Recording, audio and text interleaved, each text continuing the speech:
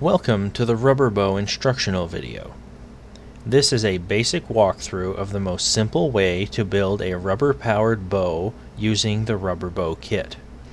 This video is a compilation of footage taken as I walked my dad through building one of these. Please note the measurements and annotations, as well as the fact that my dad has worked with wood in minor construction, but not in a small detail-oriented capacity. As well, note that this video was the first time he used a bandsaw, a belt sander, or a Dremel. Also, I would point out that the kit he's using was of prototype number 2, and some of the components have since been refined for the first production run. The image you see currently is a copy of the infographic you should have received with your kit. A few notes of clarity. The arrow shelf shown is for the silver rubber variety, using 2 screws. If you have the black rubber version, the shelf will have 1 screw. The bow shape is not of utmost importance, and the bow made in the video has 8 centimeters of space between the string in resting position and the handle. The maximum I can recommend is 17 centimeters, as anything past that will see the arrow pulled off the shelf, or if left on the shelf will simply not be effective as a bow. If you insist upon using plywood or simply have no choice, I cannot be held responsible for any finished product failure. That said, the best hope for success in that material is to cut and refine the piece, then drill the holes for the end pieces, then add a step, applying a generous amount of glue or resin that can soak into plywood, and clamping the ends in a vise for several hours.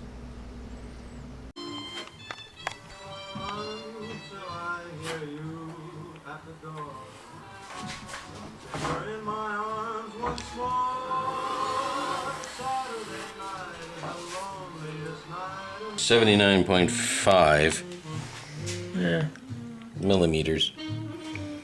Close enough. Yeah.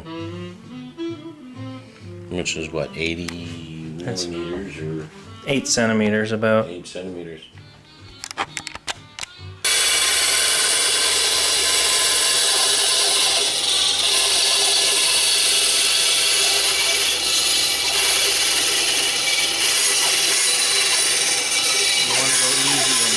There's a lot of knots in it.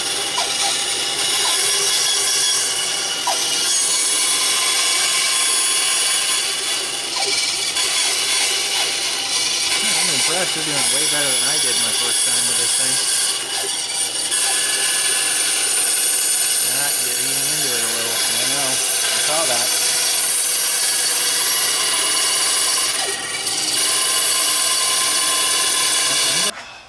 Okay.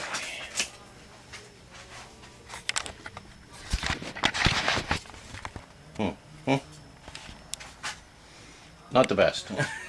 Well, that's why you cut it a little bit big and then you grind it out to its proper shape with the belt sander.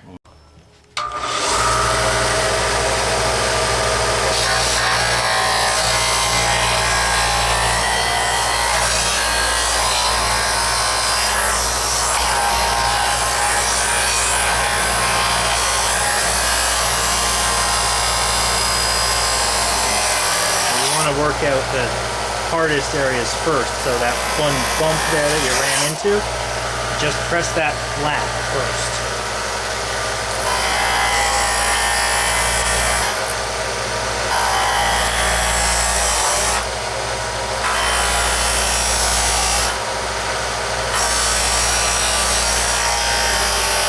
You don't have to press that hard on it.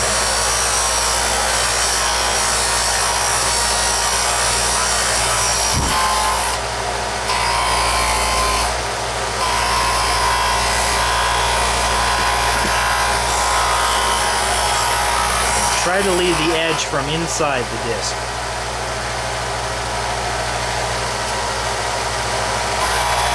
Yeah, like that.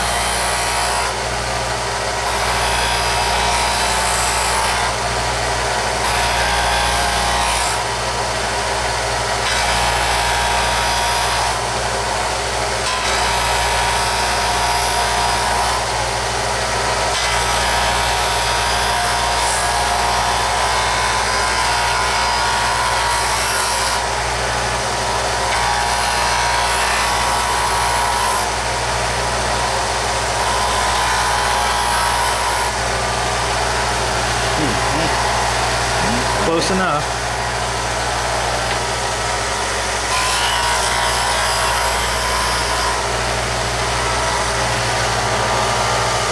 Oh, on the bottom here? No, on the top, up here. Don't use that? Do use that. Oh, here. Yeah. You want to use the edge. You want to do the edge. You're not doing it flat, you're doing the edge. You're doing a partial rounding. And you can just run the whole length of the thing along it. Oh. Yeah. Oh, that's kind of nice. Yeah, that replaces the rasping.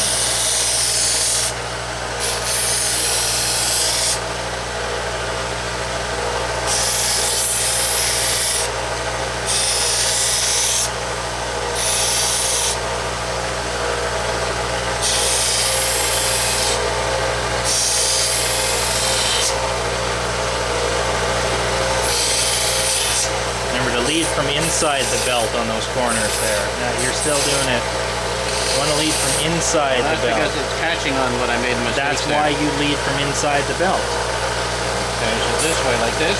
No, like that, and then move that way. Oh, okay. Yeah.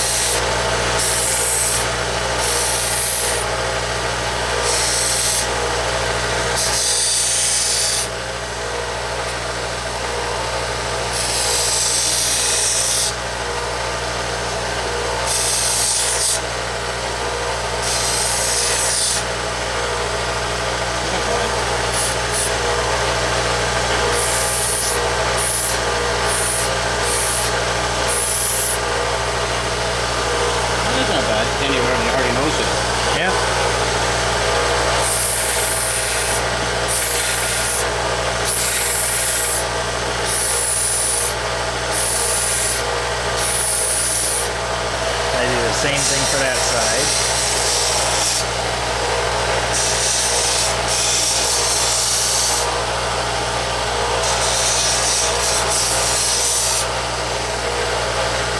Okay.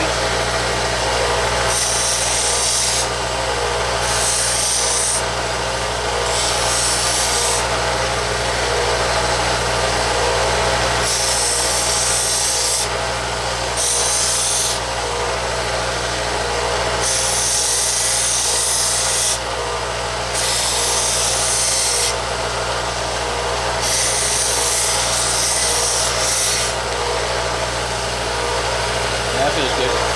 Yeah. Good. Okay. Alrighty. A little bit more on this side.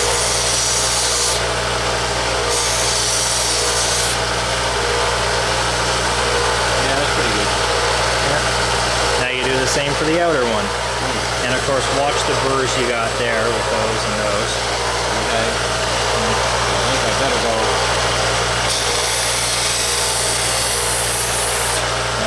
You're doing the same thing, you're doing it backwards again. Yeah. Yeah. Lead from inside the belt. Yep.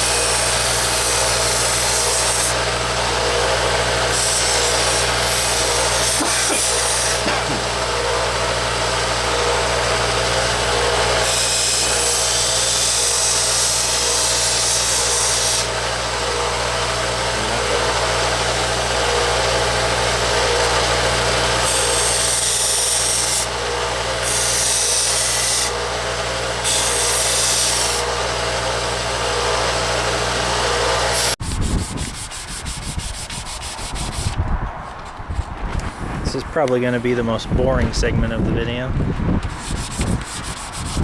But what can you do?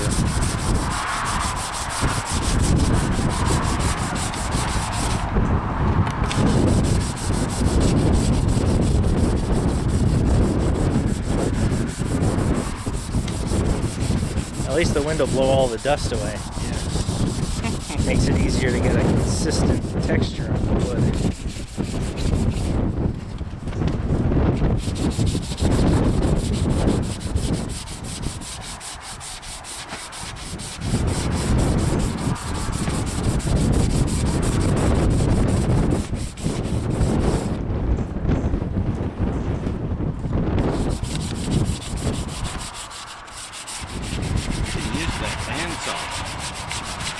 Yeah.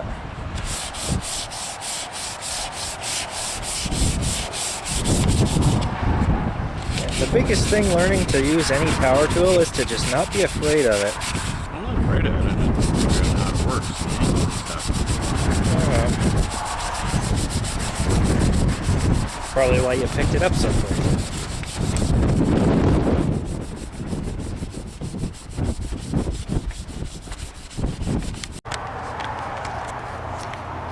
Linseed oil, very important, used since ancient times to seal wooden objects against the elements. And of course, against human interaction, because, you know, Yep. skin cell buildup on your stuff is never a good thing. How long does this stuff take to dry? Well, it doesn't technically dry, it soaks into the wood and crystallizes, but I usually like to leave it overnight, but for the sake of this video, we'll give it a few hours. Okay. Yeah. You're actually laying it on a little thicker than I would like. Oh, really? Yeah. I tend to do that with paint. So I'm going to get it covered properly, you know what I mean? Yeah. You don't have to worry that so much with the linseed oil. It soaks in, and it soaks in exactly as much as it has to in the wood, and then it stops. So any excess you have on the outside, you just keep spreading that out to the rest of the thing. Something I learned very valuably and recently with this particular bottle of linseed oil, which was hard to find. Yeah. I could not find raw linseed oil anywhere. You have the double boiled stuff everywhere. Finally went to Canadian Tire, and they had one section with linseed oil in it and one single row of this. Wow. Yeah, it's weird. I don't know why everyone likes the double boiled stuff. Is it supposed to be better? I don't know. Honestly, I've seen both, and I prefer the raw. Creates a nicer finish. Okay, there we go.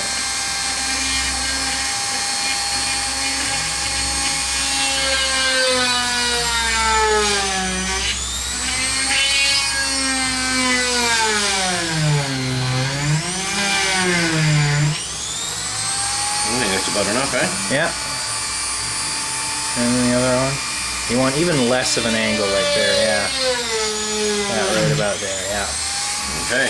And that'll work. And now the same treatment on the other side.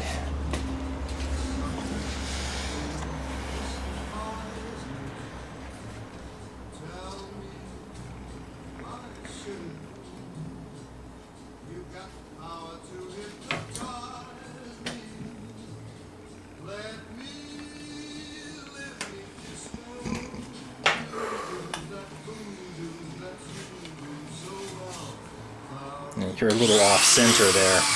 Yeah, I'll move it over. Yeah.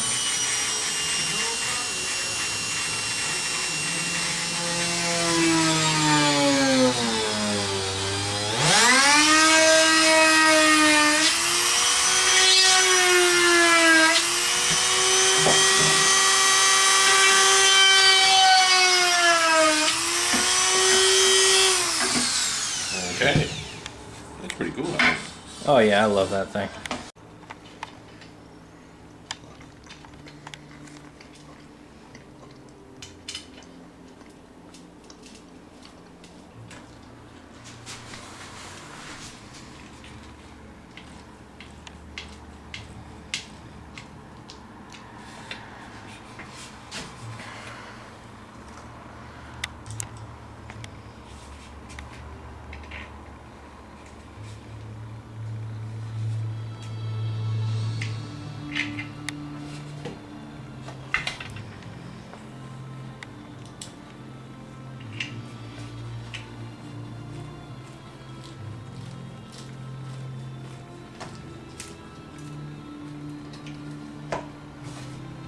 That's good and solid.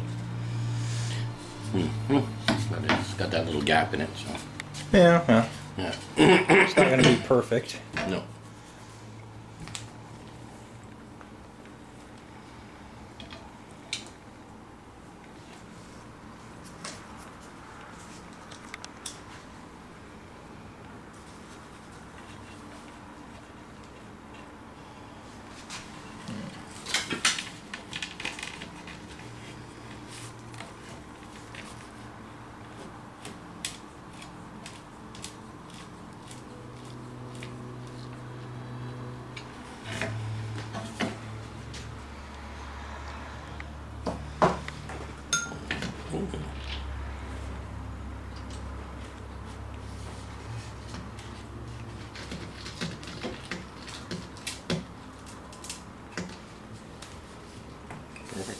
Alrighty.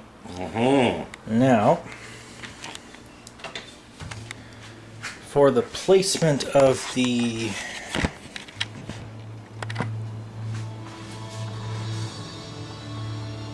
arrow shelf, to make sure, and I gotta make sure it's because.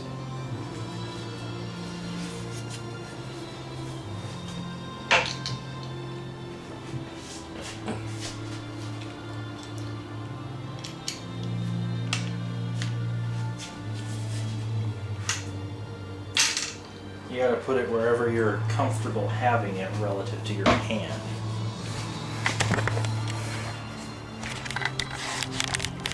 So right here.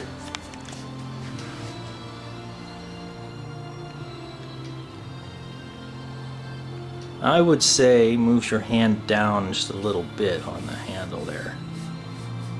Yeah. It's comfortable there.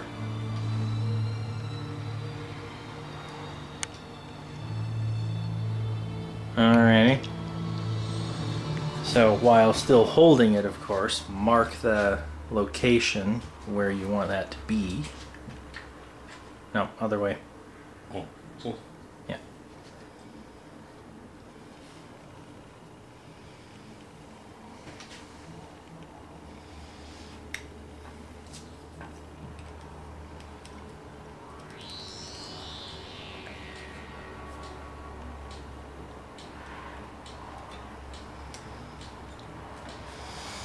Okay. And just like the other one, you don't want to drill all the way through, just enough just for the enough screws.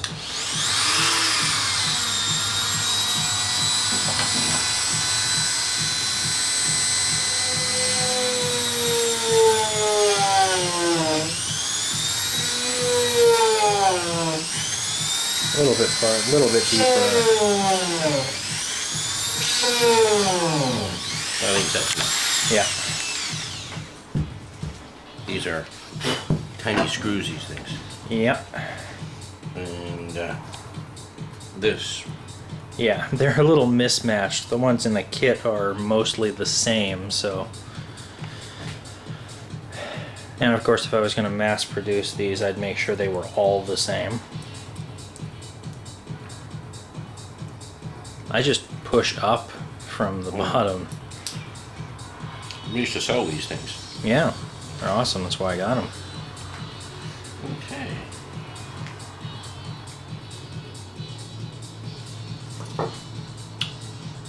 Yeah.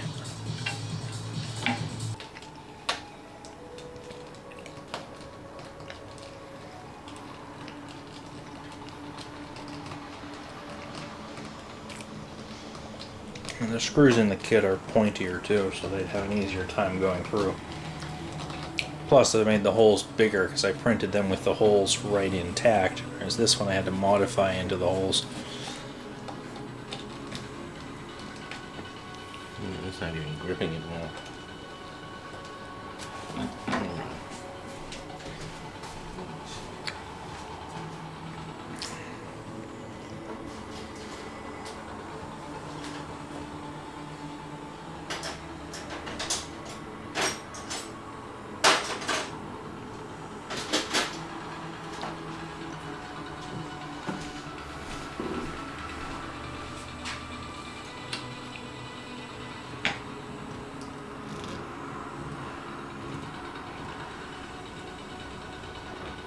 That's better.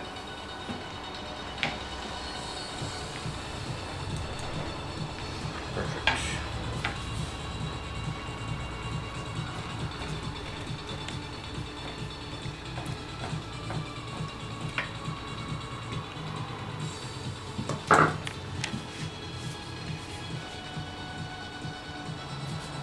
Need a glove, right? Actually, I've got my old leather gloves. Yeah. You don't necessarily need to have a glove when you have the shelf, but you're gripping it a little too high there.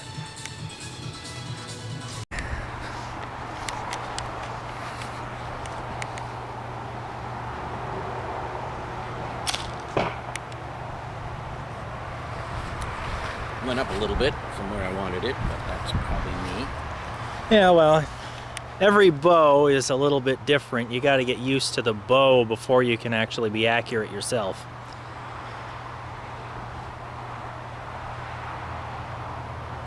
That's better. Yeah, that's better.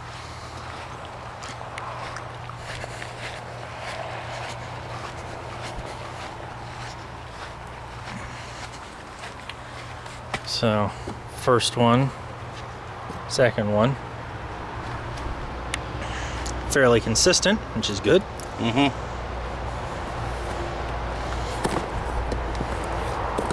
Okay. Try one more time. Looks pretty good, actually.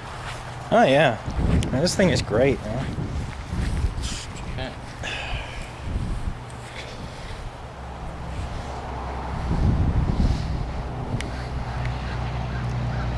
Usable, reliable survival bow.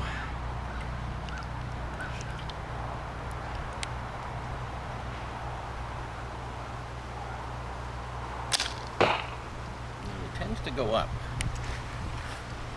So I'm going to try aiming lower. See what happens.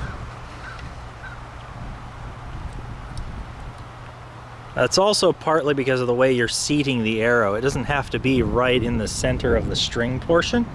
It should be on a portion level with the shelf. Pretty level. At level with the shelf at its resting state. Yeah. Well, I got the right height. I just got to get the right angle. Yeah. You almost lost that one. Almost. Only counts in horseshoes and grenades, boy. Yeah. True. That's pretty cool. Huh?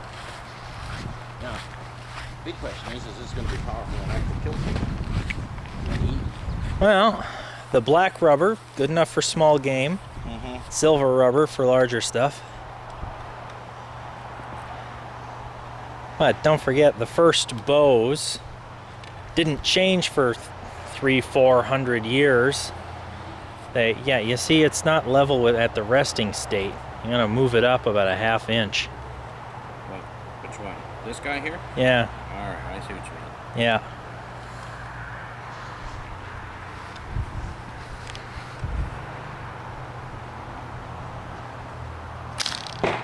Oh, yeah. You see that? That's better. You gotta learn the bow before you can really practice your own skill. Interesting note, it's the same thing for firearms. You gotta learn what the firearms 0 point is before you can really get good with it.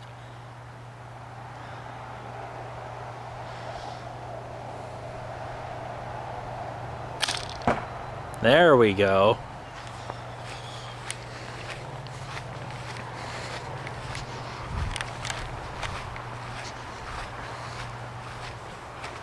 So, first one, second one, just about a bullseye. Almost. Cool.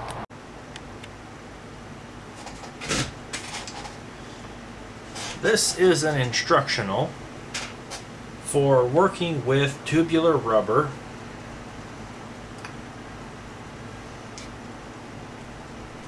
with the specific use of a rubber bow in mind.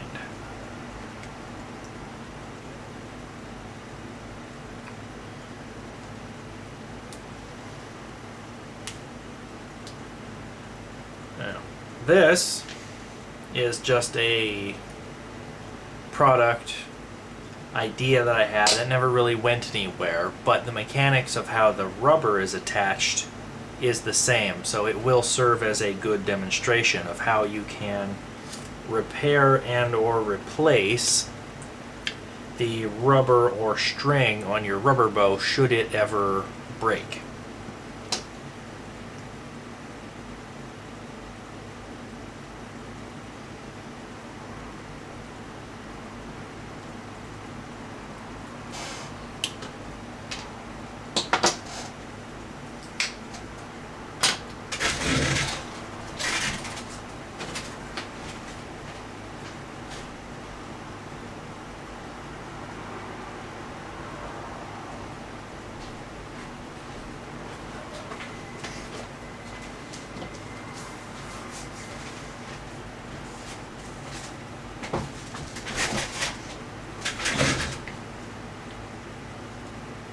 On a side note, your rubber may get discolored if you leave it out.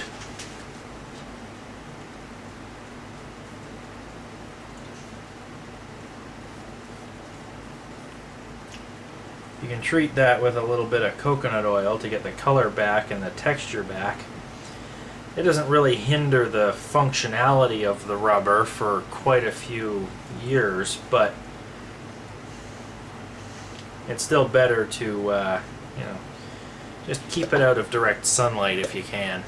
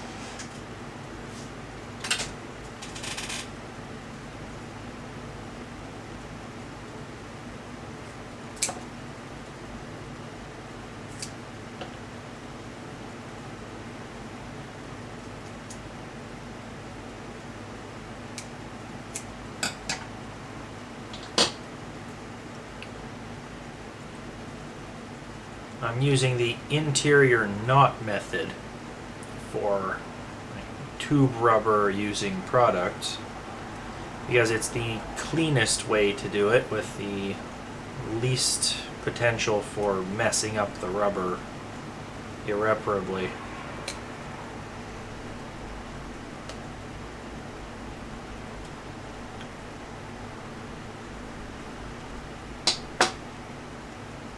Yeah. Essentially, the way this works is you create whatever you need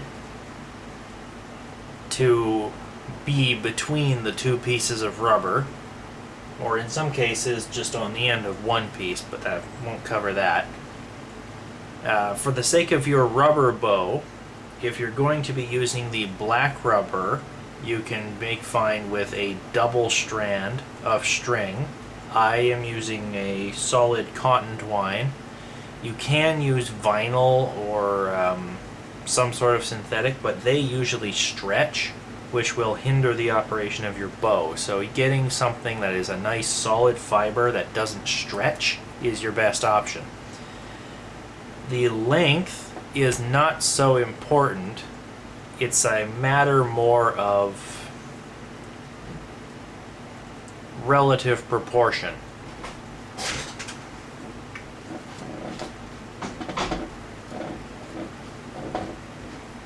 Well, the longer your rubber is, the longer you would want the string to be in proportion. The shorter it is, the shorter you want it to be. The most important part when you're doing this is making sure that when you cut the string, you make sure you have enough of it off the reel to leave yourself room to tie nice big knots in it.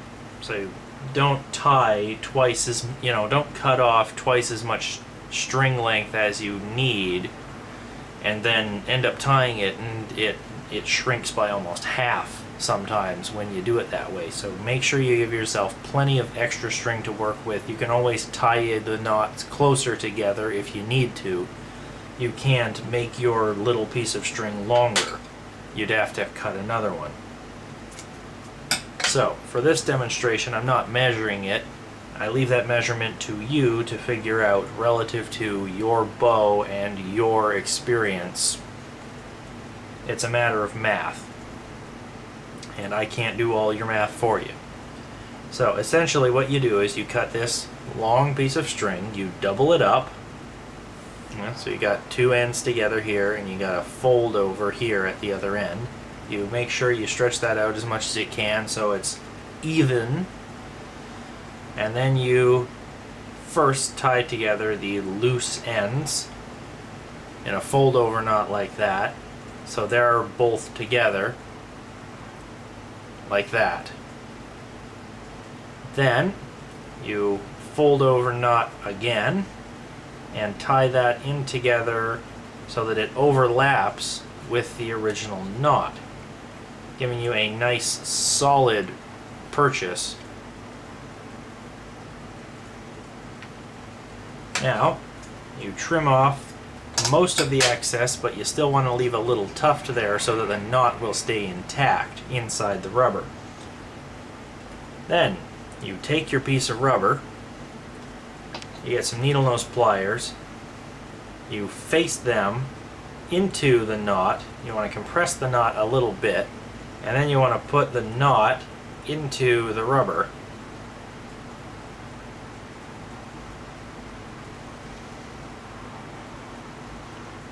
And get the needle nose pliers out, obviously. Can be tricky sometimes.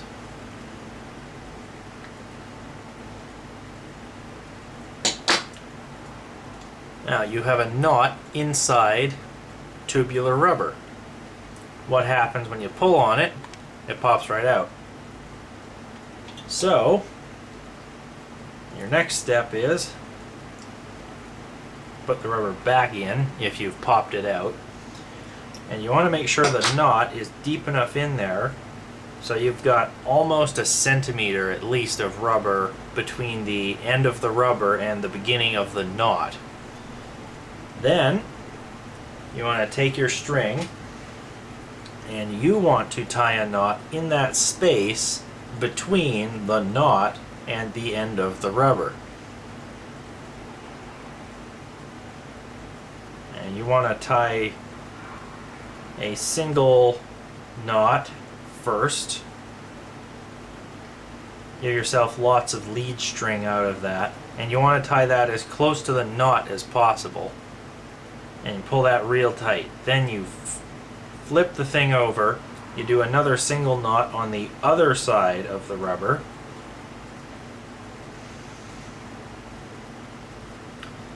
and then you do another single knot on that same side to finish it off. Now you trim it away. You want to leave at least a ½ centimeter on each end of that. And what I did for the silver rubber is I used heat shrink tubing on this to keep it all together.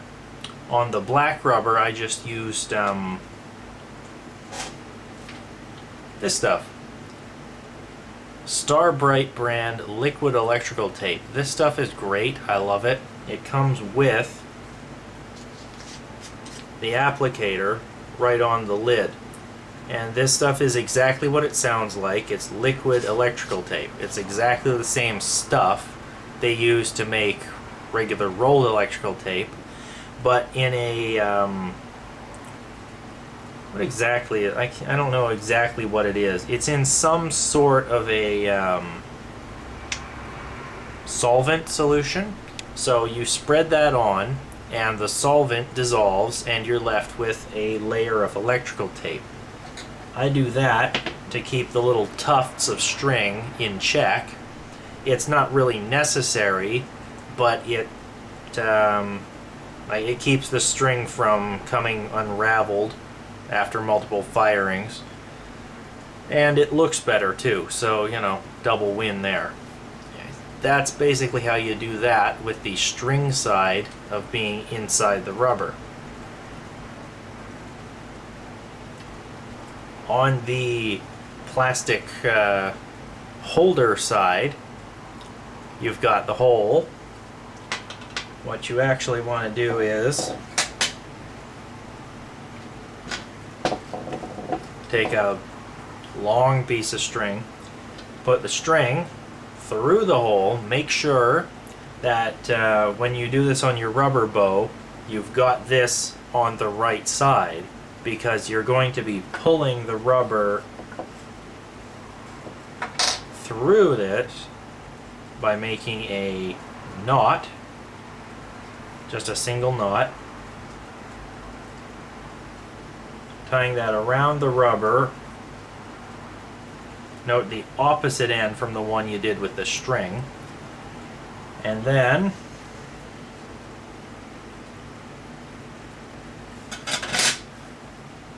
you're going to be pulling that rubber through that hole to the other side, and then removing that string.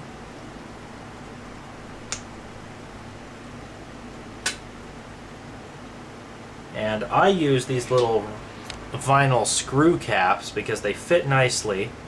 You stuff them with some string in a knot, you know, so it's got some good solid purchase to it, and you put that in the rubber so that it has something to force against inside while it's forcing against something on the outside. And this one's a little lean. I would have put a lot more string into it in a real application, but you got to make sure it's got a nice hard knot in there so that when you pull that, it stays right in there. That's basically how to do the interior string method for tube rubber. This will work with any brand of tube rubber. I prefer TheraBand myself, TheraTube. It's good and reliable. Nice snapback on it. So, yeah, that's basically how you do that. It'll take a few tries to get it exactly right, but once you're used to it, it'll be second nature to you. Enjoy.